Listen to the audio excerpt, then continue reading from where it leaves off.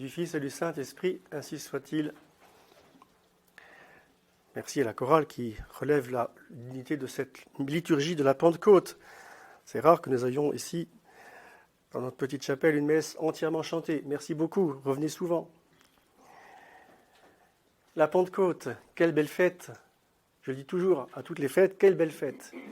Et il y a de quoi s'extasier devant la grandeur de Dieu qui diffuse sa charité de façon extraordinaire, merveilleuse, divine. Est-ce qu'on peut arriver à parler avec des mots humains des choses divines? C'est bien difficile. On va quand même essayer. Puisque le bon Dieu lui-même a voulu parler de lui-même. Il a voulu se révéler pour nous montrer à quel point il nous aime. Dimanche prochain, ce sera la Sainte Trinité. Et là, nous pourrons admirer, adorer la grandeur de Dieu, 3 fois saint, qui, d'une façon admirable, se communique à nous. Mais aujourd'hui déjà, bien sûr, dans cette fête de la Sainte, du Saint Paraclet, du Saint-Esprit, du Consolateur divin, c'est l'occasion de rendre grâce à Dieu de cette manifestation sensible, visible, le jour de la Pentecôte, il y a 2000 ans, sur les apôtres, et invisible en nous, dès le baptême. Dès le baptême, non seulement nous recevons le Père et le Fils, mais aussi le Saint-Esprit, la Sainte Trinité au complet. Et c'est au Saint-Esprit qu'est dévolue la fonction particulière de nous sanctifier. Non pas que le Père et le Fils ne le fassent pas, mais une fonction particulière est donnée au Saint-Esprit, justement dans le fait que le bon Dieu, par le Saint-Esprit, donne des cadeaux. Qui n'aime pas les cadeaux? On serait bien fou de ne pas aimer des cadeaux. On aime tous avoir des cadeaux. À nos fêtes, à nos anniversaires, à Noël. Eh bien, le bon Dieu qui nous aime nous donne des cadeaux.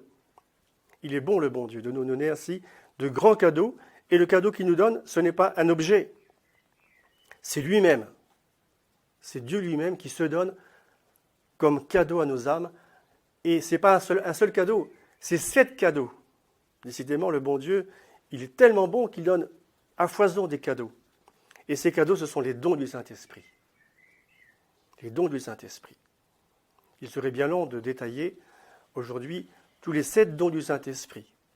Mais je voudrais m'arrêter sur un don qui est particulièrement nécessaire dans notre monde, à l'heure actuelle, en 2023, dans ce monde qui renie le bon Dieu, qui ne veut pas du bon Dieu, qui l'a bafoué, qui l'a mis en dehors de la société, même des gens d'église, et de beaucoup d'âmes. Les âmes vivent sans le bon Dieu, comme si le Dieu n'existait pas. Le monde ingrat, le monde comme des enfants gâtés, on dit « Seigneur Jésus, les cadeaux, je n'en veux pas. Je n'en veux pas. » Quelle ingratitude! Le bon Dieu nous donne des cadeaux, nous fait des dons extraordinaires, et les hommes disent « Seigneur, vos cadeaux, je les jette. » C'est bien ça qui s'est passé, hélas. Les hommes sont ingrats des bienfaits de Dieu. Alors, nous ne voulons pas être ingrats, nous voulons être reconnaissants envers tout ce que le bon Dieu veut faire en nous, de nous et en nous, et il nous donne justement, pour qu'on ne soit pas ingrats, un don particulier, pour qu'on soit courageux. Vous avez tous deviné le don dont je parlais, c'est le don de force. Don de force, si nécessaire. Car nous sommes tentés. Le démon, puisque le bon Dieu a été enlevé de la société, le bon Dieu règne en maître dans beaucoup d'âmes. Et nous qui ne voulons pas être happés par le démon, malgré tout, nous avons des tentations.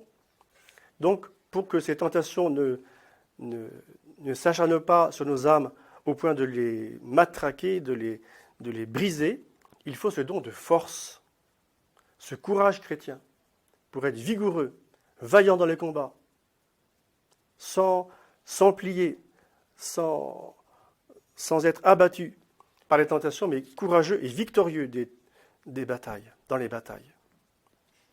Don de force. C'est capital, ce don de force. Et ce don de force nous donne, par ce cadeau, des fruits. C'est saint Paul qui les énumère dans l'Épître aux Galates. À côté de ce don de force, ou en dessous de son don de force, mais pour aider ce don de force, il y a la patience et la longanimité. La patience, il faut être patient. Et souvent nous sommes des impatients. Nous voudrions tout de suite, comme les enfants gâtés encore une fois. On veut tout de suite. Et le bon Dieu nous fait attendre pour qu'on soit persévérant dans nos prières. Très important à ne pas oublier. La patience dans les adversités. Eh bien, c'est le don de force qui nous donne cela. Et pour que cette patience soit aujourd'hui, demain et après-demain, et jusqu'à la fin de notre vie, il faut un deuxième fruit, c'est la longanimité, la persévérance. Donc la patience, elle est persévérante. Elle est persévérante. Ce n'est pas un seul jour qu'il faut être persévérant, c'est chaque jour. C'est facile de donner un coup de collier au travail. Il y a un travail à accomplir, il y a un mur à démolir, un mur à reconstruire. Hop, on fait ça assez vite. Mais fignoler les choses, c'est bien plus difficile. Il faut être persévérant, aller jusqu'au bout. Et ça, c'est bien plus difficile. Bien plus difficile que faire un chantier à peu près. Oui, la maison, il y a les murs, il y a un toit aussi. Mais il n'y aura jamais un lustre qui va être avec les ampoules. Ça ne sera jamais peint. Il n'y aura pas de plainte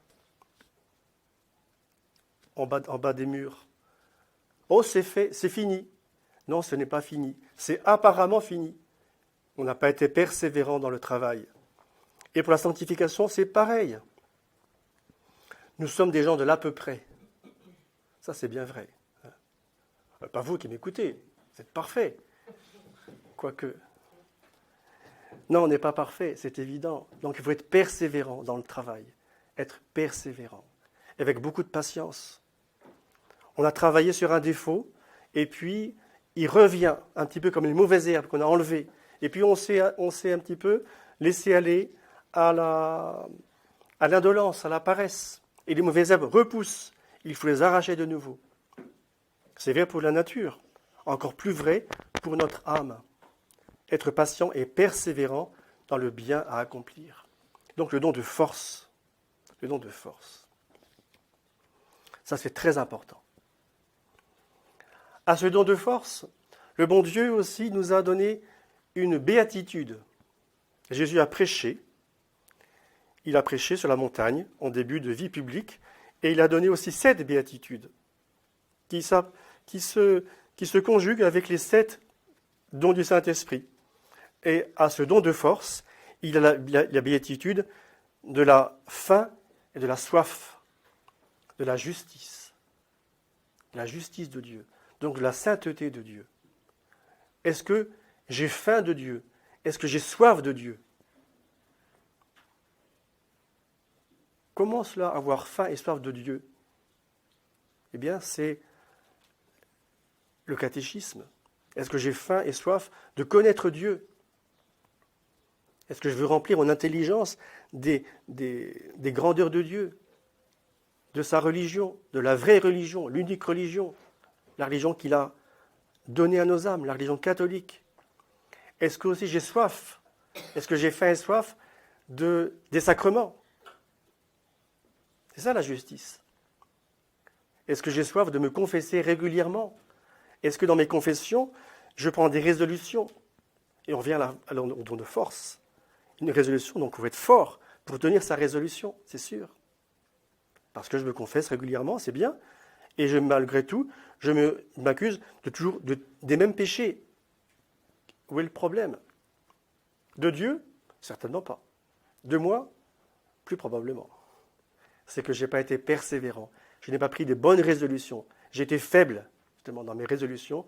Je ne les ai pas écoutées. Je ne les ai pas mis en pratique. Le prêtre m'a dit quelque chose à la confession, de faire un effort sur tel ou tel point. Est-ce que je l'ai écouté? Est-ce que j'en ai tenu compte? Ah oui, j'ai tenu compte un jour. Et le lendemain, j'ai été fatigué, je me suis reposé et j'ai oublié. Et les tentations m'ont emporté dans le péché. Je n'ai pas été fort. Manque de persévérance. Fin histoire de la justice. Est-ce que j'ai hâte de communier? J'ai faim de Dieu. J'ai soif de Dieu. Et Jésus l'a bien dit. Celui qui mange ma chair et boit mon sang a la vie éternelle, et je le ressusciterai au dernier jour. Une force quotidienne pour la persévérance finale. Voilà. Voilà cette belle béatitude qui correspond au don de force. Et aussi, il y a encore un autre parallèle avec le Notre Père, justement, le pain quotidien. Donnez-nous aujourd'hui le pain quotidien.